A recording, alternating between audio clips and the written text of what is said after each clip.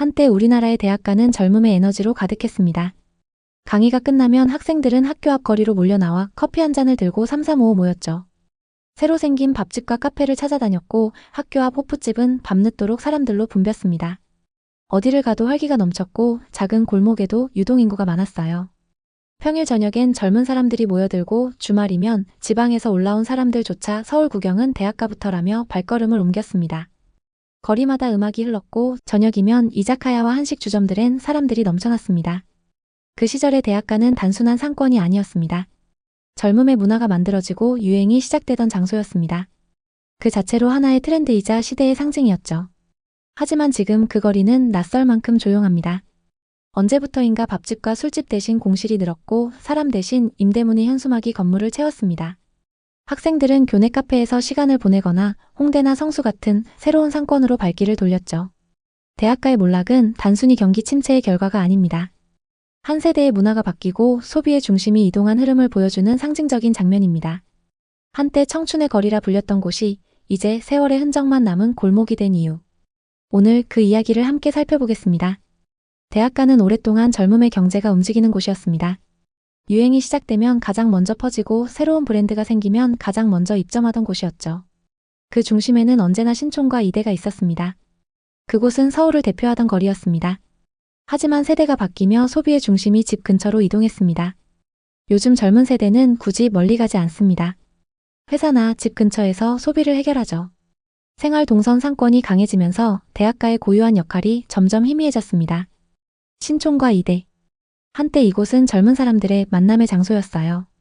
주말이면 사람들로 발 디딜 틈 없이 북적였죠. 하지만 지금은 그때의 그 영광이 모두 사라졌습니다. 임대로 나온 건물들만 늘어서 있는데요.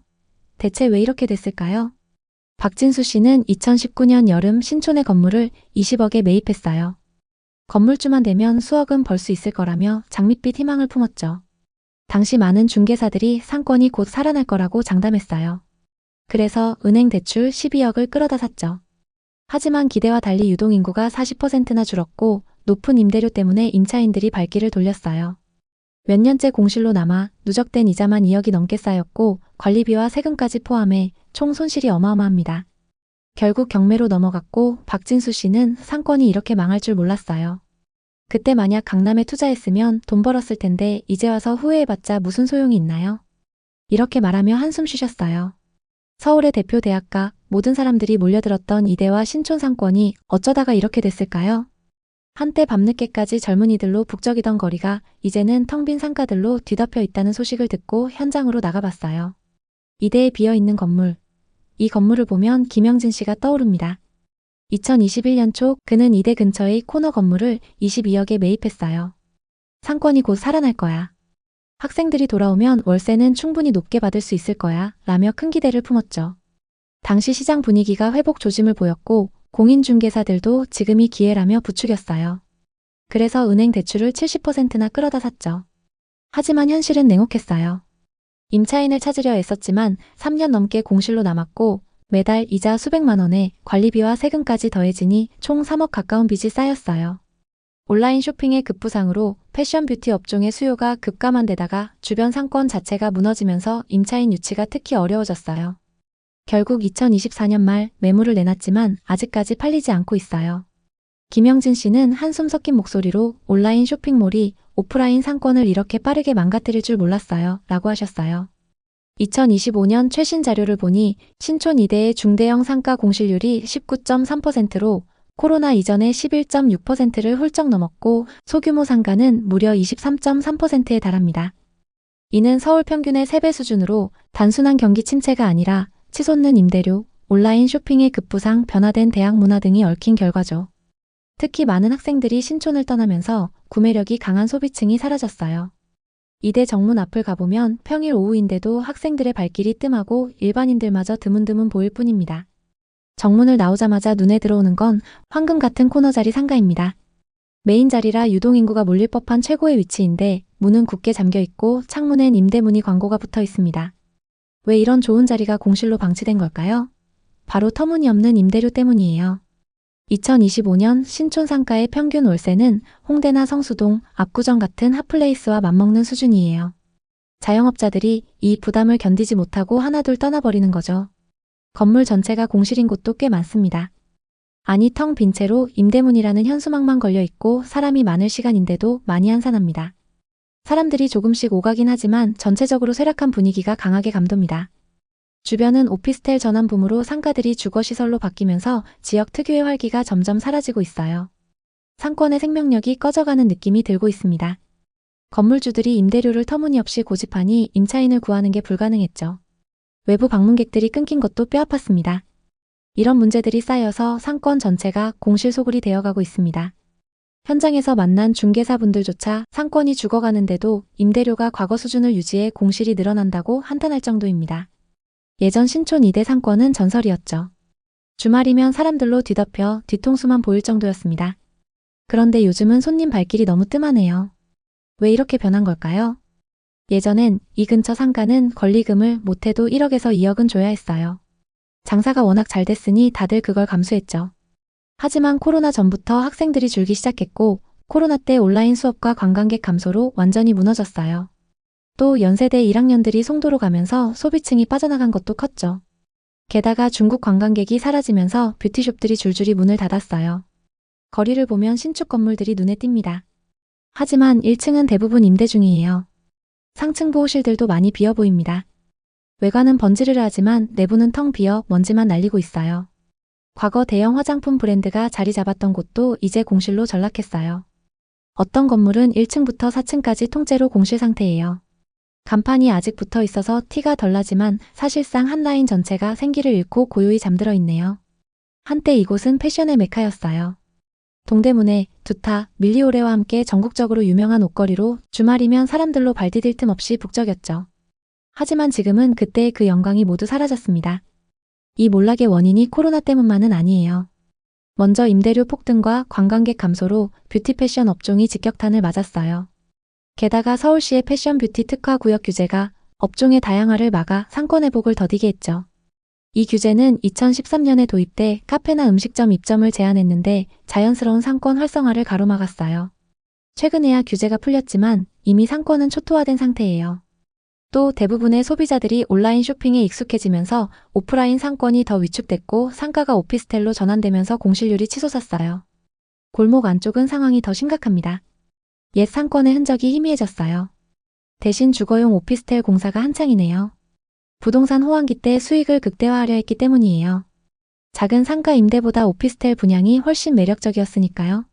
하지만 이 선택이 역설적으로 상권의 생명력을 앗아갔어요. 상가들이 사라지면서 지역 특색이 증발하고 상권 전체가 활기를 잃었죠. 박진수 씨는 2019년 여름 신촌 명물거리 근처 건물을 35억에 매입했어요.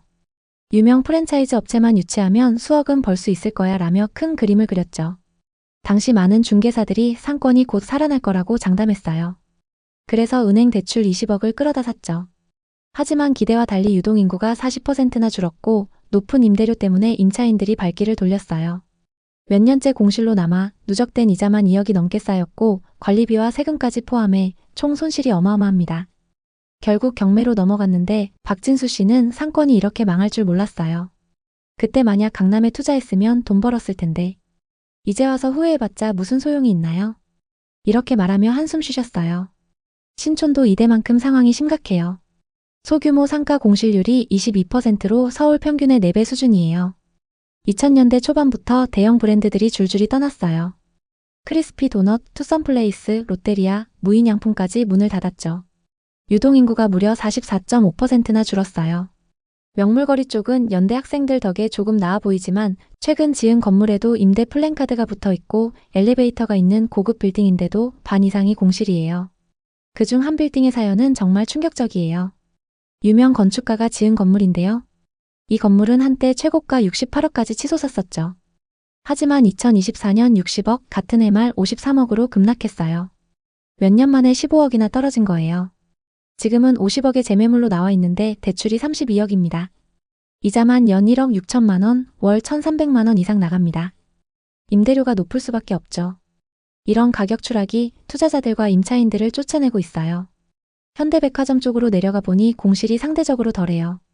노브랜드와 다이소가 버티고 있고 메인 거리는 활기차 보이지만 안쪽 건물들은 임대 중인데 평당 월세가 수십만 원이에요. 조금 뒤쪽으로 가니 280억 원 규모 빌딩이 경매 중이에요. 대규모 신축 건물도 상층부가 공실이고요. 유동인구는 많아 보이는데 왜 공실이 많을까요? 차량 통행 제한이 풀렸지만 주차시설 부족으로 상권 혜택이 없었어요. 게다가 평당 수십만 원이 넘는 임대료가 소규모 업체들을 쫓아냈고 코로나 후유증에 컨셉 없는 소매 상권은 홍대처럼 버티지 못했어요. 이지연 씨는 2019년 겨울 신촌 이면도로 쪽 꼬마 빌딩을 18억에 샀어요. 당시 다른 지역에 비해 저렴한 매물이었고 자리가 괜찮아서 임대 수익을 낼 수 있을 거라고 믿었죠. 사업자 대출을 활용해 12억까지 대출을 받을 수 있었어요. 수익률을 높여 시세 차익을 볼 생각에 들떴죠. 당시 부동산에서는 신촌 상권은 학생과 젊은 층 수요가 계속 있으니 사두기만 하면 무조건 성공이라고 장담했어요. 하지만 계속적인 상권 쇠퇴로 상가의 공실은 계속 이어졌어요. 지금은 사업장을 자기 건물로 옮겨서 하고 있지만 떨어진 건물 가격을 보면 한숨만 나온다고 합니다.